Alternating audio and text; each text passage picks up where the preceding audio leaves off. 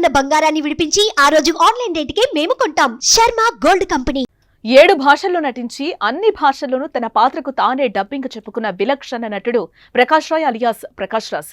తనకి నటుడిగా ఎంత మంచి పేరు వచ్చిందో అన్ని వివాదాలు ఆయన్ని వెంటాడాయి కూడా. పలుమార్లు మా అసోసియేషన్ ఆయన్ని బ్యాన్ చేసింది కూడా. అయితే అతడి రోల్లో ఎవరో రీప్లేస్ చేయకపోవడంతో మళ్లీ బ్యాన్ ఎత్తేసింది. మళ్లీ తెలుగు సినిమాలో నటించకుండా ప్రకాష్ రాజ్ పై టాలీవుడ్ బ్యాన్ విధించనుందా అంటే అవుననే సమాధానం వస్తోంది. ఈసారి బ్యాన్ చేస్తే మళ్లీ వెనక్కి తగ్గే అవకాశమే లేదని టాక్ వినిపిస్తోంది. ఆ డీటెయిల్స్ ఏంటో ఇప్పుడు చూద్దాం.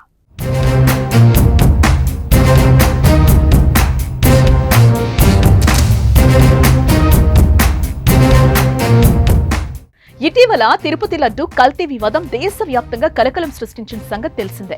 దీనిపై AP deputy CM Pawan Kalyan మాట్లాడుతూ శ్రీవారి ప్రసాదం కల్తీ అవడంతో హిందువుల మనోభావాలు దెబ్బతిన్నాయి, దీనిపై ప్రభుత్వం కఠిన చర్యలు తీసుకుంటుందని హెచ్చరించారు.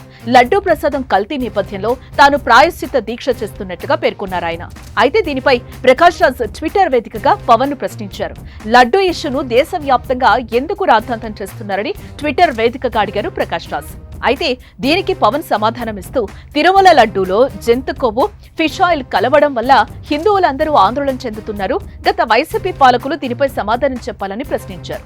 రాష్ట్ర ప్రభుత్వం దీనిని సీరియస్ గా తీసుకుందని, కల్తీ చేసిన వారిపై కఠిన చర్యలు తీసుకుంటామని అన్నారు. మరోవైపు మూవీ ఆర్టిస్ట్ అసోసియేషన్ అధ్యక్షుడు మంచు విష్ణు కూడా ప్రకాష్ రాజ్ పై ట్విట్టర్ లో హెచ్చరించారు.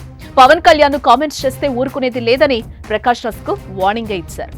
అయితే పవన్ సమాధానం చెప్పినప్పటి నుంచి ప్రకాష్ రాజ్ ట్వీట్స్ చేస్తూనే ఉన్నాడు.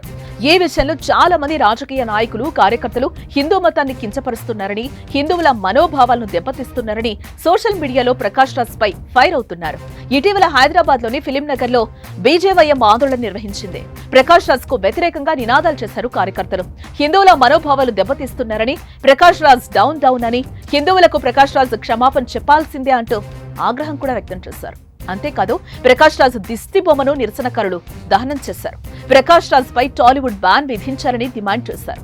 ప్రకాష్ రాజ్ పై చర్యలు తీసుకోవాలని మా అసోసియేషన్ కు ఫిర్యాదు చేశారు. ఈ నేపథ్యంలో ప్రకాష్ రాజ్ పై మా బ్యాన్ విధించే అవకాశం ఉందని ఇండస్ట్రీ వర్గాలు భావిస్తున్నాయి. అయితే ఇప్పటికే పలుమార్లు ఎన్నో వివాదాలు చిక్కుకుని టాలీవుడ్ నుంచి ప్రకాష్ రాజ్ బ్యాన్ అయిన సందర్భాలను మనం చూసాం.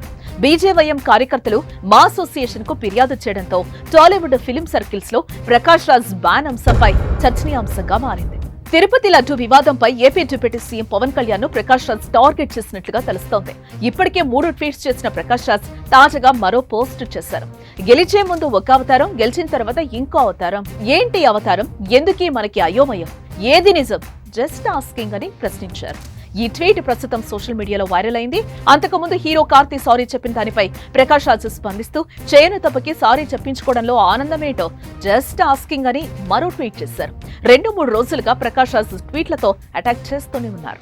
బీజేపీ ఫిర్యాదుపై మా అసోసియేషన్ స్పందించి ప్రకాష్ రాజ్ ని మందలిస్తుందా, లేక అలాగే వదిలేస్తుందా, లేకపోతే యాక్షన్ ఏమైనా తీసుకుంటుందా అని సోషల్ మీడియాలో చర్చ జరుగుతోంది. ప్రకాష్ రాజ్ ను టాలీవుడ్ ఇండస్ట్రీ నుంచి బ్యాన్ చేయాలని, ఆయనకు హిందువులంటే చిన్న చూపు ఎందుకని మండిపడుతున్నారు నెటిజన్లు. మరి మా అసోసియేషన్ ఎటువంటి నిర్ణయం తీసుకుంటుందనేది సర్వత్రా ఉత్కంఠగా మారింది ఇప్పుడు.